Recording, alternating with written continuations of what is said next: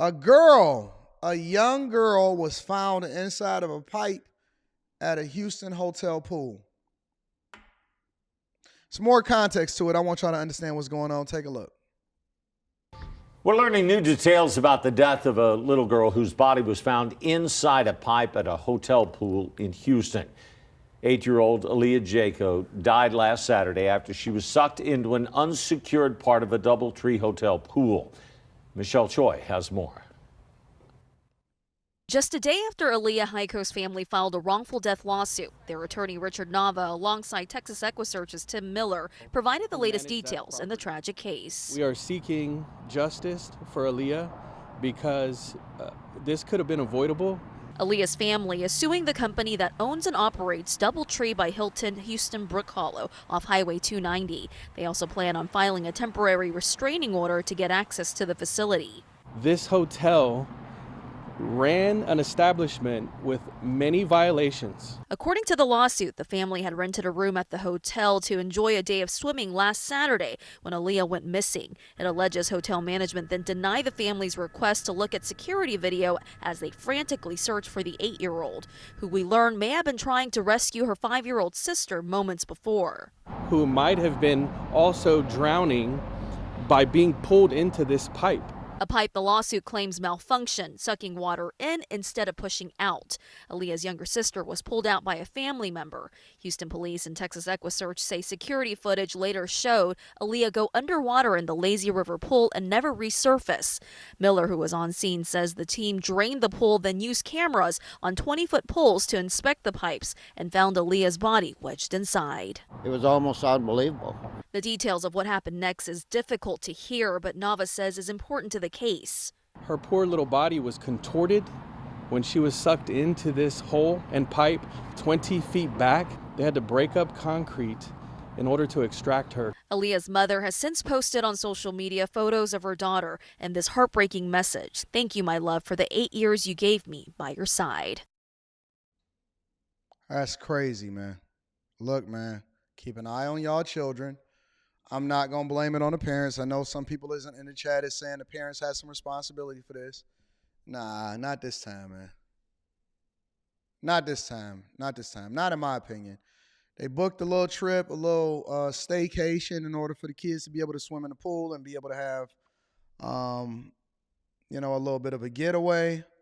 And what wound up happening is being tragic. What I can't understand is why would they have a pipe that big inside of a pool? Makes no sense to me whatsoever. Yes, they should have been watching a child, but at the same time, it could have happened to anybody.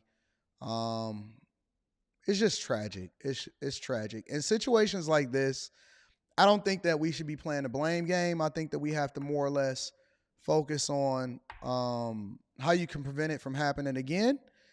And it goes without saying, a hotel has to be held accountable for that. That's what happens when you're a business owner. Hope they got good insurance.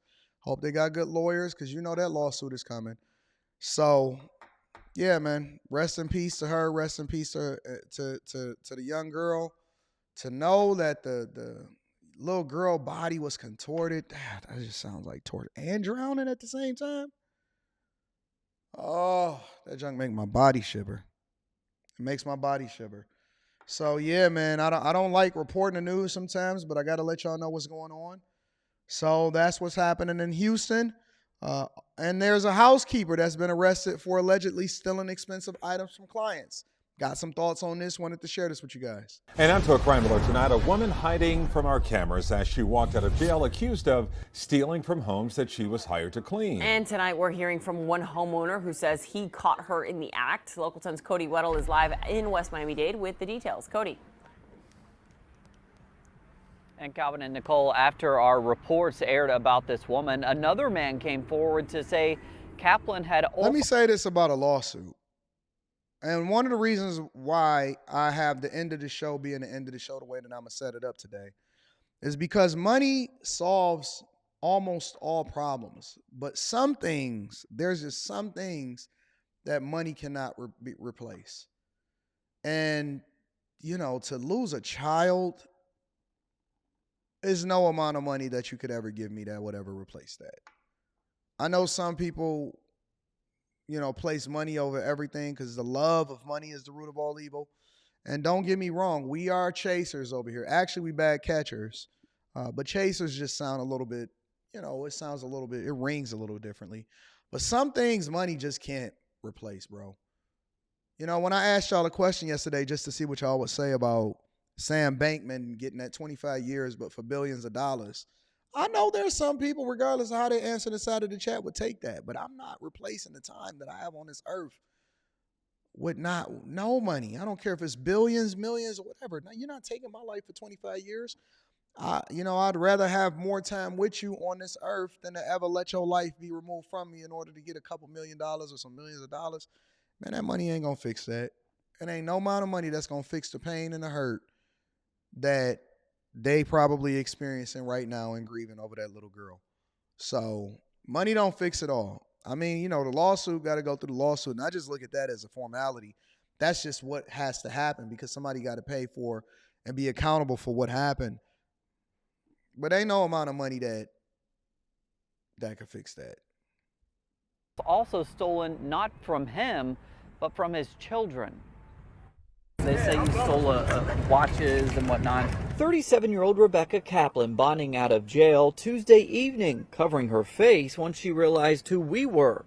Grand theft in the second degree. She's accused of using her position as a housekeeper to methodically swipe pricey items and cash. There could be potentially more victims. In February, a woman and her elderly mother reported the thefts to Pinecrest police. The missing items, a $50,000 Rolex watch, possibly like this one, stolen from a jewelry chest. Also thousands of dollars in cash. Detectives tracked down some of the items to a pawn shop near Cutler Bay, where the manager identified Kaplan as a frequent customer. That $50,000 Rolex watch was pawned for just $3,000. Let's stop there. If you're a frequent customer at a pawn shop, that means you a thief. If you always going to the pawn shop in order to sell something, you're a big thief. Big thief. Big thief. Either you a heavy gambler or you a huge thief. It's only one of the two. Crackhead, well, let me add a third one. But crackheads be stealing too. So either you a crackhead, you a heavy gambler, or you got a huge theft problem. If you just a frequent customer, she stole a $50,000 all gold Yachtmaster and sold it for $3,000. So you may be a crackhead and a thief and a gambler all at the same time if you're doing that like that. $3,000? And I'll give you $4,000 and give me my watch back.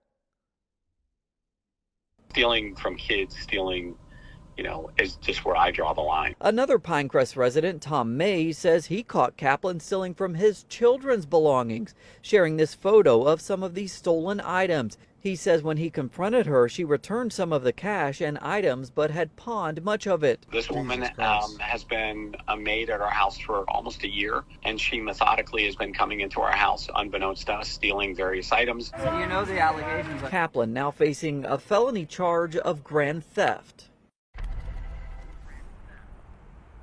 And she could now be facing up to 15 years in prison. Mays, the second alleged victim of Kaplan, who reached out to us after this story aired, tells us that at the time police could not issue an arrest warrant for her because she was in rehab. During her bond hearing today, her attorneys did mention that she has had substance abuse issues. I knew it. I never seen this. I haven't seen this, and I'm reacting to it for the first time, and I already knew. Dope fiend. Anybody that'll sell a $50,000, even if you a thief, if you will sell a $50,000 watch for $3,000, if they offering you $3,000, they know you a fiend.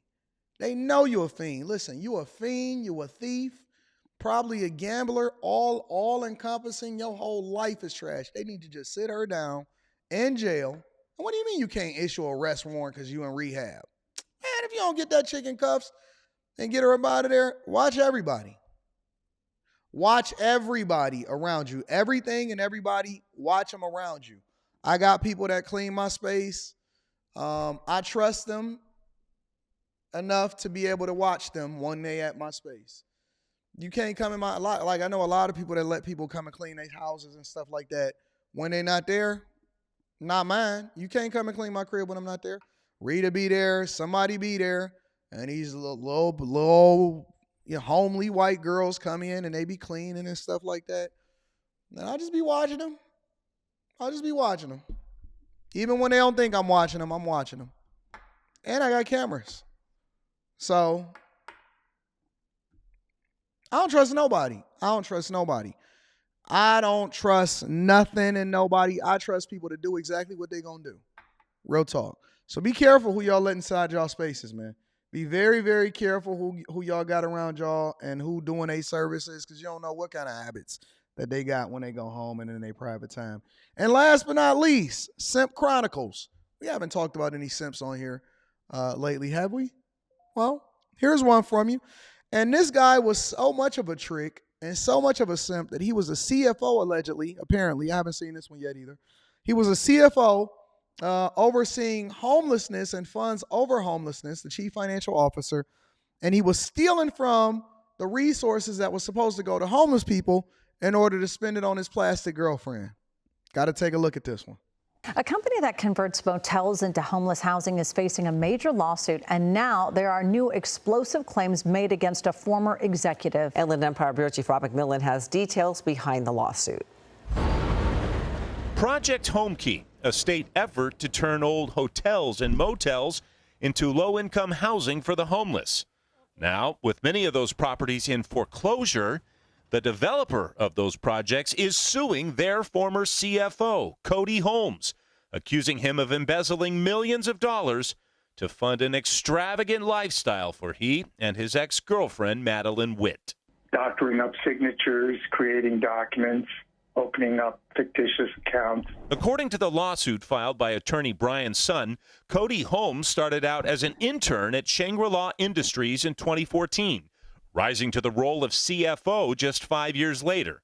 The lawsuit alleges that unbeknownst to his boss, he was siphoning away millions of dollars for the use of he and his ex-girlfriend, including the rent on this 6,500 square foot mansion in Beverly Hills. The complaint alleges that he used significant portions of the funds he embezzled to purchase exotic cars, expensive real estate, expensive accessories such as very, very expensive handbags for his girlfriend, Birkin bags. But while Shangri-La is the plaintiff in this lawsuit, they're the defendants in another lawsuit filed earlier this year by state housing authorities because of what happened. The whole situation leaving Project Homekey tenants in limbo. They gave us notices on our doors saying that we might get evicted. Residents at Project Homekey properties in Redlands and San Bernardino telling us last month they're worried they could be forced out and end up back on the streets, all because of greed. Somebody took that money that it was for the benefit of the poor, and it just disappeared. Shangri-La Industries seeking more than $40 million in damages from Cody Holmes and Madeline Witt. That's crazy. If the money's not gone already. We have significant concerns that Mr. Holmes is dissipating the assets that he absconded with, turning them into cash, and then possibly moving them offshore, moving them in a way that would not be reachable to his creditors. We were not able to reach either defendant for comment. Hello, Listen, man, you got to be an evil person. Money make people do some crazy things. And that's why I'm a huge advocate for developing character in addition to making money. Money alone does not make you a better person. And we have a real problem with that in our culture, in our community, and that we believe that because somebody got a bag, or, man, they got money, or they got rich, or, oh, man, they can have a whole lot of kids even though they're an absent father, just because they're able to take care of the kids or they're able to take care of the money. Man, look, man, you got to be an evil person, a super evil person, to rob from resources that ultimately is supposed to go, and up to $40 million. He said, we're going to go all the way in and spending it on hoes. Man, you can't get, look, man, you can't get $1. You know, let me also say something too before we get off of quick hits. I also believe that nonprofit organizations, whether you a church, whether you're supposed to be helping the homeless, Chicago, diversity, equity, and inclusion, stealing from the migrant crisis, whatever you do, I believe that these nonprofit organizations there needs to be more stringent accounting rules, transparency, all of that. Because I'm telling you, the scammers and stuff, they gonna do what they do, and the police and the FBI and the people need to be vigilant because we know who they are, but we have to make sure that we vigilant about catching these dudes. But the real scammers are the people that's working for these nonprofit organizations, and the majority of the resources don't go towards whatever it is that they're supposed to represent. Man, I read a report the other day about this one nonprofit organization where they say that over 90% of the resources go to administrative costs. Over 90% of the resources go to administrative costs. And then people be like, yeah, I'm about to get a job at a nonprofit. And it's like, I understand the need to employ people or whatever, but shouldn't we be limiting? I don't know. These nonprofits and whatever these organizations are, I look at them with a skeptical eye at this point. That's why I pay my tithes to the people. I invest in people's businesses. I pay my tithes to the people. I'd rather give it directly to the people. And what you do with it after that is on you. But it's crazy.